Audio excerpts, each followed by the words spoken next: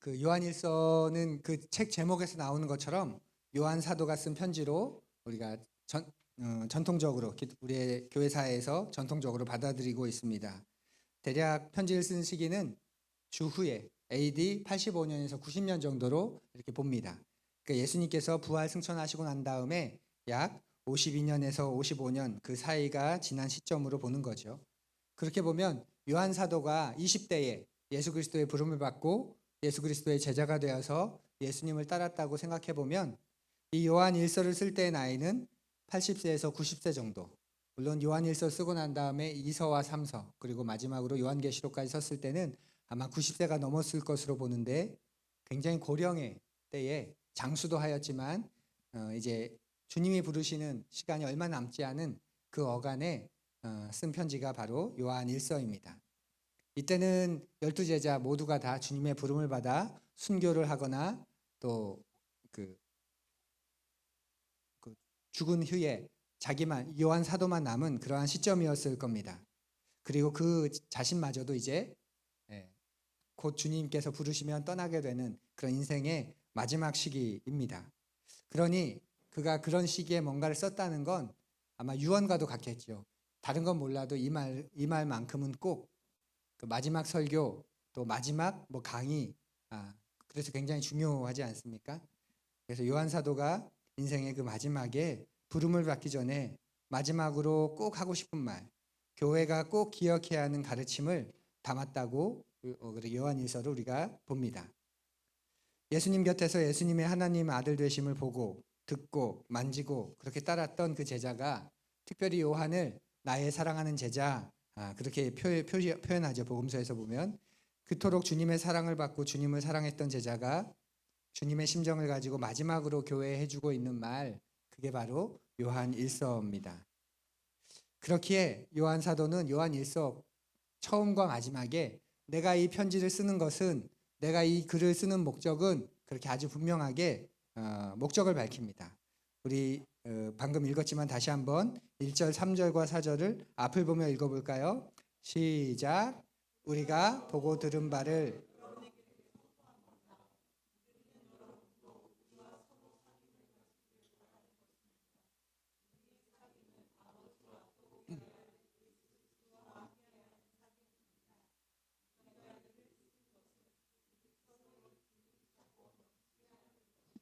아멘. 편지를 쓰는 이유를 서두에 아주 분명하게 말하지요. 여러분도 우리와 서로 사귐을 가지기를 바란다. 이 글을 쓰는 건 이런 우리의 기쁨이 차고 넘치게 하려는 것이다. 바로 여러분과 사도인 우리가 서로 사귐을 가지기를 바라는 마음에 이 글을 쓴다. 근데 사도인 우리는 어떤 사람이냐면 아버지와 그 아들 예수 그리스도와 함께 사귀는 사람인데 부름받은 여러분도 역시 아버지와 그 아들 예수 그리스도와 사귀는 사람들이다. 그런 여러분과 그런 우리가 함께 사귀는 것. 그게 하나님이 기뻐하시고 우리에게 허락하신 구원의 모습이다. 그럴 때 기쁨이 차고 넘치게 된다. 그렇게 말하며 바로 빛 가운데 있는 우리가 서로 사귀며 사는 것. 그 이야기를 요한일서를 통해 하고자 하고 있습니다. 사도가 누구인지를 말하고 있지요. 그리스도에 대해서 듣고 보고 만진 사람들, 경험하고 체험한 사람들, 그들이 사도입니다. 그리고 그것을 전하는 사람들입니다.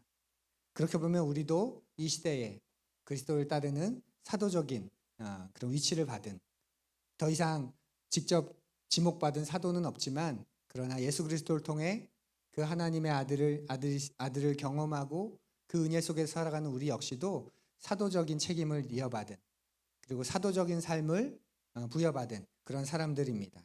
그리스도를 듣고 보고 만지고 경험하고 체험한 것을 전하는 말로 글로 삶으로 전하는 사람들 그게 바로 사도직을 가지고 있는 우리입니다. 그런 우리들이 서로 사귀는 것 서로 사귐을 가지며 하나가 되는 것 이것이 요한일서를 쓴 요한사도의 목적입니다. 그래서 오늘날 요한일서를 우리도 여전히 묵상하고 이 말씀이 우리에게도 여전히 중요한 부분이 되는 거죠. 1장에서는 이렇게 말했는데 5장을 보면 기록 목적을 한 번 더 5장에서도 마무리하면서 말하는데요. 조금 다르게 표현되어 있습니다. 우리 5장에 나오는 기록의 목적 우리 앞을 보면 함께 읽습니다. 시작.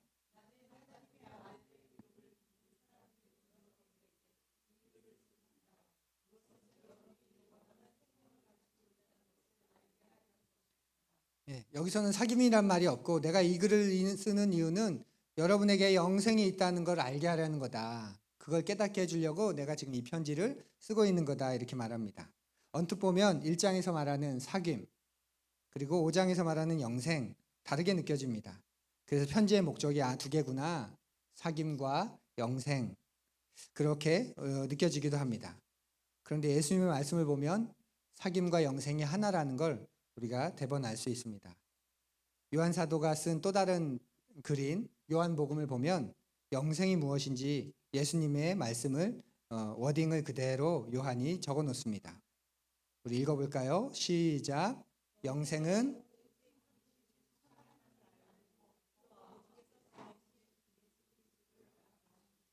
예수님 유명하신 말씀이죠. 예수님이 말씀하십니다. 영생이란 뭐냐면 오직 한 분이신 참 하나님을 아는 것 그리고 아버지께서 보내신 그 아들 예수 그리스도를 아는 것 그게 영생이야 이렇게 말합니다. 우리는 영생을 시간의 개념으로 이해해요. 그죠? 영생 그러면 영원한 생명, 영원히 죽지 않는 것. 우리는 영생 그러면 시간의 개념으로 이해합니다.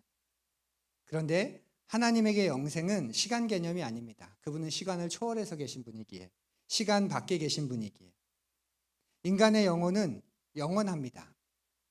육체와 세상은 사라질지라도 또 종말이 있을지라도 영혼은 사라지지 않습니다. 믿으세요? 믿으세요? 하나님은 영이시고 우리의 영은 영원합니다. 하나님이 영원하시듯. 중요한 건 영혼을 어디서 보낼 거냐는 거죠. 하나님과의 충만한 사귐 가운데서 영생할 거냐 아니면 하나님의 부재 곧 사망 가운데서 영생할 거냐. 중립지대는 없습니다. 그래서 영생이란 시간적인 개념이 아니라 사귐의 개념이 되는 거죠. 어디에 소속될 거냐라는. 사랑하는 푸른 여러분, 하나님께서는 여러분과 저를 예수님을 통해 구원해 주셨습니다. 그리고 우리를 교회의 일원이 되도록 그리고 우리가 교회를 이루게 해주셨습니다. 그 교회를 이루면서 영원한 생명을 갖게 해주셨고 하나님을 더욱 알게 하셨고 하나님께서 사랑하시고 책임져 주시는 그런 사람이 되게 하셨습니다. 그게 그리스도께서 여러분과 저를 위해 하신 일입니다. 하나님과 상관없던 우리를 하나님을 모르고 살던 우리를 그 머리 위에는 영원한 심판과 진노가 머물러 있던 우리를 그리스도 안에서 온전히 받아들여 주신 거죠. 그리고 그리스도 안에서 우리를 특별한 존재로 삼아 주셨습니다. 그리스도 안에서 우리를 영원한 하늘가족 공동체에 속하게 해주신 거죠. 이게 영생을 얻었다는 말에 의미가 됩니다. 영생을 얻었으니 이제 영원히 죽지 않아 그게 아니라 영생을 얻었다는 건 하나님 우리를 온전히 받아주셨고 우리를 특별한 존재로 삼아주셨고 이제 영원한 하늘가족 공동체에 속해서 그곳에서 살아가게 하셨다는 겁니다. 특히 그리스도의 몸인 교회를 이루어서 바로 이곳에서부터 같은 사랑과 같은 믿음으로 부름받은 형제 자매들을 만나서 사귐을 갖게 하셨습니다. 그래서 생명과 사귐은 하나가 되는 겁니다. 따라해 볼까요? 생명과 사귐은 하나다. 생명을 가진 사람만이 사귐에 들어갈 수 있고 사귐에 들어가는 사귐을 누리는 사람만이 충만한 생명을 누릴 수 있는 거죠. 그래서 생명과 사귐은 하나가 됩니다. 이것을 깨닫게 하는 것 그게 이 요한일서를 쓴 목적이라고 지금 말하는 겁니다. 생명을 얻은 하나님의 자녀들이 더욱 돈독한 사귐을 갖는 것 하나님과 더욱 돈독한 그리고 서로가 더욱 돈독한 사귐을 갖는 것 그것이 요한이 이 글을 쓰는 목적이고 자신의 마지막에 온 삶의 힘을 다해서 그가 권면하고 있는 것이기도 합니다. 교회를 지칭하는 말 중에 코미니오 쌍토룸이라고 하는 그런 말이 있습니다. 헬라어인데요. 초기 몇 세기 동안은 그리스도의 모임을 코미니오 쌍토룸 이렇게 불렀다고 기록되어 있습니다. 뜻은 성도의 사귐이다 라는 거죠. 교회 자체를 그리스도의 모임 자체를 뭐라고 불렀냐면 성도의 사귐.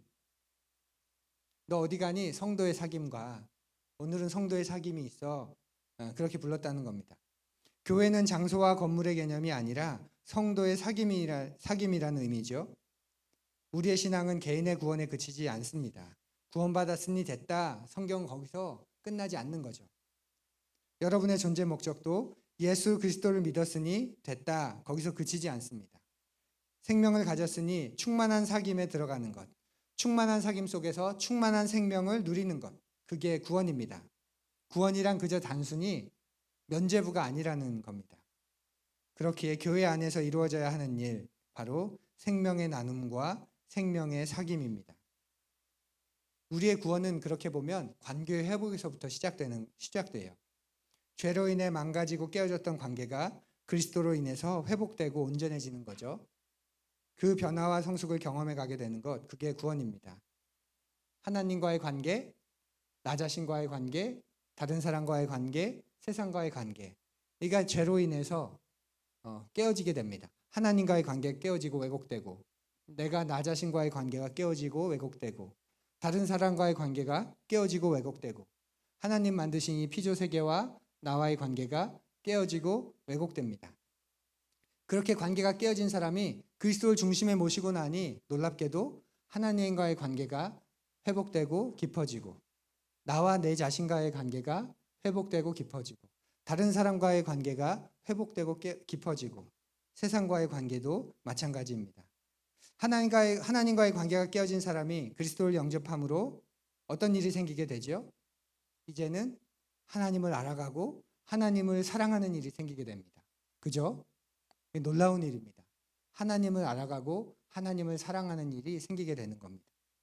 결코 하나님을 알 수 없었고 허무와 공허에 굴복하며 살 수밖에 없었던 난데, 그런 내가 하나님을 알아가는 놀라운 일이, 하나님을 사랑해가는, 그 하나님의 사랑을 누리는 엄청난 일이 생기게 된 거죠. 하나님을 아버지라 부르게 되고, 그리고 그 사랑이 일방적인 사랑이 아니라, 내 착각과 내 신념이 아니라 아버지의 사랑을 받고 누리며 그분을 사랑하는 놀라운 일이 생기게 됩니다. 사랑한다는 건 그 전까지는 소비하는 일이고 진을 빼는 일이었는데, 피곤한 일이었는데, 하나님과의 관계가 회복되고 나니 사랑하는 일이 어떻게 되는 거예요? 나를 충만하게 하는 일이 되는 거죠. 아름다움과 신비를 경험하는 일이 되어가는 겁니다. 그게 구원받은 우리가, 하나님과의 관계가 회복된 우리가 우리 안에서 일어나는 일입니다.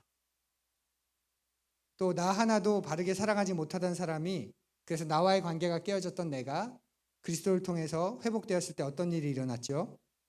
나를 대하고 나를 바라보는 것도 철저하게 세상의 기준과 관점으로 바라보고, 그래서 좌절하고 절망하던 나였는데 그리스도를 영접함으로 나와의 관계가 회복되면서 나를 참되게 사랑하게 됩니다. 나를 아끼게 되고 나를 바르게 사랑하게 되죠. 무엇을 위한 수단이나 조건으로 나를 바라보는 게 아니라 존재 자체로서의 나를 긍정하고 사랑하게 됩니다. 하나님이 없으면 나를 더 사랑할 것 같지만 우리가 압니다. 나를 만드신 그분을 잊을 때, 창조주이신 그분을 잃을 때 내가 나를 사랑하는 것은 오염될 수 있죠. 왜곡될 수 있고 오히려 더 나를 망가뜨리는 일이 될 수 있습니다. 그래서 바르게 회복된 내가 나를 어떻게 사랑하죠? 나에게 어떤 일이 일어나죠? 자기 부인과 성령 충만이 일어납니다. 뭐가 일어난다고요? 자기 부인과 성령 충만. 거짓된 자아와 세상의 욕망에 대해서는 기꺼이 자기를 부인하고 저항합니다. 그게 나를 아끼는 거기 때문에. 바르게 나를 아끼고 나를 존귀하게 대하는 거죠. 그리고 성령 충만으로 참되게 변화되어가는 나를 기대하고 소망하게 되는 겁니다. 지금의 모습이 나에겐 그렇게 중요하지 않습니다. 왜냐하면 앞으로 장차 되어갈 모습이 내 안에 있기 때문에, 내가 마지막을 알기 때문에, 비록 부족하고 모자라지만 한참 걸리긴 하겠지만 그럼에도 불구하고 마지막에 이루어질 일, 마지막에 완성된 일, 그걸 내가 알기 때문에 기대함으로 성령 충만한 가운데 나를 만들어갑니다. 그렇게 내 안에 사랑과 기쁨, 소망과 충만이 넘치니까 이제 어떤 일이 생길까요? 내가 놀랍게도 다른 사람을 사랑하는, 다른 사람과의 사귐에도 깊이 들어갈 수 있는 그런 일이 생기게 됩니다. 내가 나를 사랑하지 못하는데 어떻게 다른 사람을 사랑하게 됩니까? 예. 근데 내가 나를 사랑하게 되니 사랑이 엄청 흘러서 다른 사람과의 사귐에 기꺼이 나를 드리게 됩니다. 거기서 상처가 있지요. 아픔도 있고 뒤통수 맞는 일도 있고 슬픔도 있죠. 근데 그것 때문에 내 삶을 포기하지 않습니다. 내 안에 회복된 내가 있기 때문에. 그리고 다른 사람을 이용의 대상, 경계의 대상, 경쟁의 대상, 시기와 질투의 대상으로 대하던 사람이 그리스도를 영접함으로 하나님과의 관계가 회복되고 나 자신과의 관계가 회복되니까 어떤 일이 생겨요? 다른 사람의 관계가 회복되면서 형제 사랑과 섬김의 삶을 살아가게 돼요. 형제와 자매를 향해서 희생하는 사랑, 진실한 사랑, 구체적인 사랑, 중심이 있는 사랑이 점점 깊어져 갑니다. 그리고 공동체 안에서 섬김의 도를 실현합니다. 섬긴다는 것, 서로 복종하고 용서와 용납을 포기하지 않고 자기에게 주신 은사를 자신을 위해 사용하기보다 공동체를 세우는 일에 사용하는 것. 그게 다른 사람과의 관계가 회복된, 그리스도를 통해 회복된 사람의 모습입니다. 그리고 그것이 교회이고 그것에서 성도의 사귐이 있고 요한 사도가 말하는 이 요한일서의 기록 목적이 바로 그것입니다. 영원한 생명을 가진 우리가 서로 사귐을 가지며 사는 것. 빛 가운데 거하게 된 우리가 빛의 자녀로 서로 사귀며 사는 것.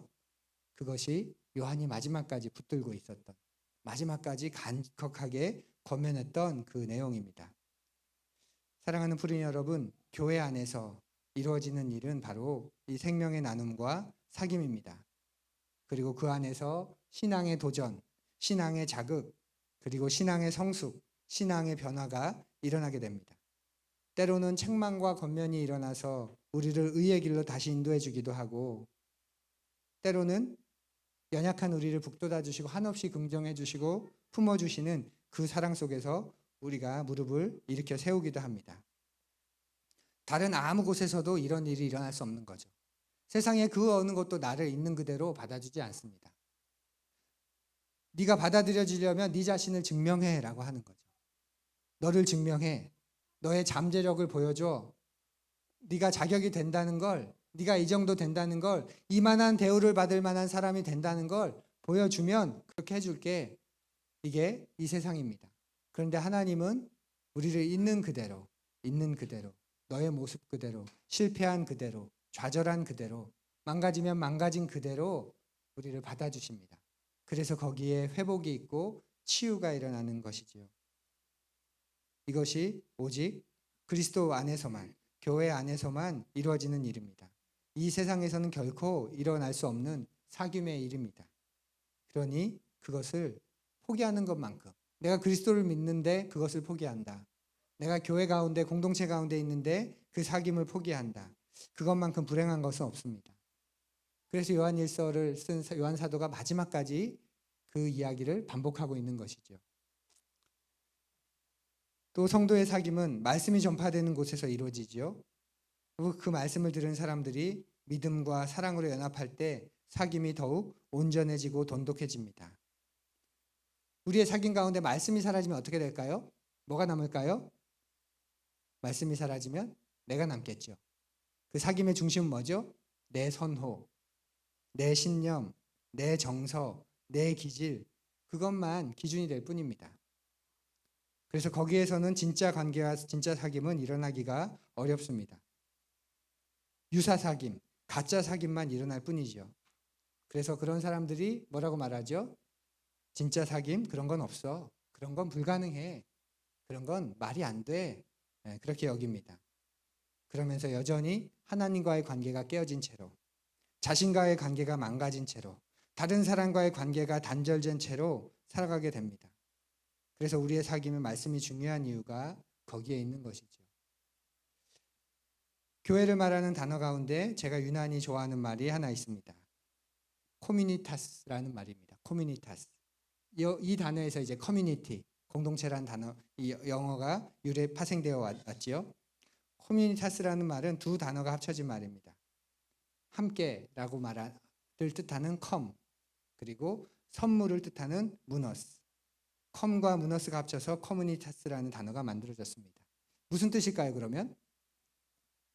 서로, 선물, 이 단어가 공동체라는 뜻인데 무슨 말일까요? 풀이하면 서로가 서로에게 선물이 되는 사람들, 그게 공동체다, 그런 뜻이겠죠. 교회가 그런 거다. 서로가 서로에게 선물이 되는 사람들. 성도의 사귐은 서로가 선물이 되어주는 사람의 모임입니다. 우리는 존재 자체가 선물인 사람입니다. 고백해보죠. 나는 존재 자체가 선물이다. 네. 갑자기 마음이, 그죠? 옆에 보시면 너는 존재 자체가 선물이다. 이건 진짜 믿음이 없이는 고백할 수 없는, 그저 말씀이 아니고선 고백할 수 없는 사실 아닙니까? 예. 예. 우리는 존재 자체가 선물인 사람들입니다. 그래서 서로가 서로에게 선물이 되는 것, 그게 교회이고 공동체입니다. 그 길에 같이 서 있는 것 자체가 선물이 되어주는 것이고, 그 길을 같이 걸어가 주는 것 자체가 놀라운 선물이 되어주는 것이고, 그 길에서 하나님의 현존의 증거가 되어주는 것, 서로 하늘의 선물이 되어주는 사람들의 모임, 그게 교회이고 그게 공동체인 거죠. 요한 사도의 말을, 요한 1서를 시작하며 요한 사도가 그래서 간곡히 요청하는 말을 기억하십시오. 여러분과 우리가 사귐이 있게 하려는 것, 그게 이 편지를 쓰는 이유입니다 라고 말입니다. 이제 곧 주님의 부르심을 받을 마지막 사도가 주님의 심정을 가지고 전하는 마지막 권면, 우리 앞을 보면 다시 한번 읽어보죠. 시작. 우리가 보고 들은 바를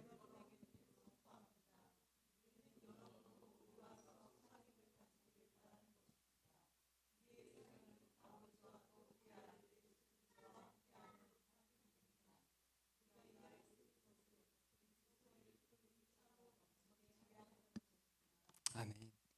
공동체를 생각할 때, 교회를 생각할 때 내가 은혜 받는 것, 내가 뜨거워지는 것, 내 믿음이 더욱 성숙하는 것, 그것으로만 그치지 않으셨으면 좋겠습니다.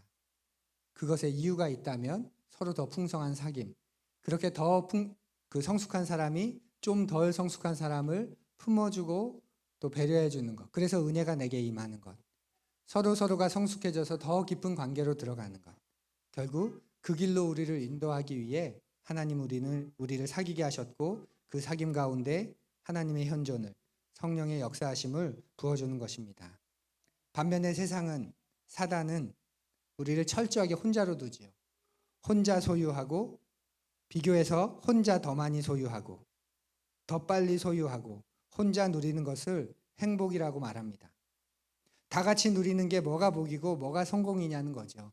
남들보다 그래도 빼어난 게 있어야, 더 많이 가진 게 있어야, 더 뛰어난 게 있어야 그게 잘하는 거고 그게 뛰어난 거지. 다 같이 누리는 것, 다 똑같은 것, 그게 무슨 행복이냐, 무슨 복이냐, 성공이냐. 세상과 사단은 그렇게 가르칩니다. 그래서 네가 더 빨리 가져야 돼. 네가 더 많이 가져야 돼. 네가 더 쉽게 가져야 돼. 그래서 혼자 자랑하면서 누려야 그게 복이야. 그래서 얼마나 많은 사람들이 그 길에서 자신의 인생을 다 던지고 있는지 모릅니다. 그러니 서로의 관계라는 것도 선물이 되기보다는 짐이 되는 것이고 경쟁자가 되어버리는 거죠.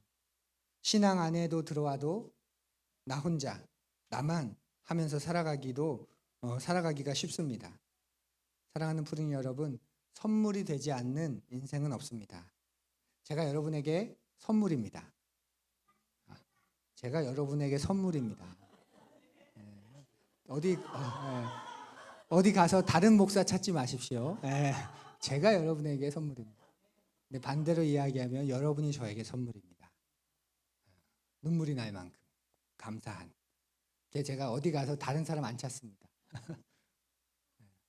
우리가 그렇게 서로 선물이 되지 않는 인생은 없습니다. 하나님이 그 안에 계신 인생은 그 누구나, 하나님의 말씀 앞에 겸손하게 아멘하며 순종하는 인생은 그 누구나 선물이 될 수 있는 사람입니다. 그런 우리에게 또 놀라운 선물을 주셨죠. 태이라고 하는. 하나님이 얼마나 기뻐하실까요? 얼마나 흐뭇해 하실까요? 그리고 우리를 통해 하실 일들을 얼마나 기대하고 계실까요? 우리에게 이제 주신 일은 뭐죠? 태이와 사귀는 겁니다. 태이가 태어나서 처음 다녔던 교회가 푸른 교회예요. 엄청난 교회예요. 푸른 교회. 그 태희와 사귀면서 태희가 평생을 그 교회에서 누구라는 삼촌이 있었어, 누구라는 이모가 있었어, 누구라는 오빠가 있었고 누구라는 언니가 있었어. 그렇게 평생의 사귐으로 이어가는 것. 그것이 하나님이 우리에게 허락하시는, 요한 사도가 우리에게 간곡히 부탁하고 있는 그 사귐의 권면입니다. 사랑하는 푸른 여러분, 생명과 사귐은 하나인 것 기억하며 살아가는 한 주가 되십시오. 우리에게 주신 생명은 사귐의 생명입니다. 우리에게 주신 영성은 사귐의 영성입니다. 하나님과 사귀어 갈수록 그 믿음과 영성이 더 깊어지고, 그렇게 넘치는 믿음과 영성으로 서로 함께 더 깊이 사귀어 가는 것.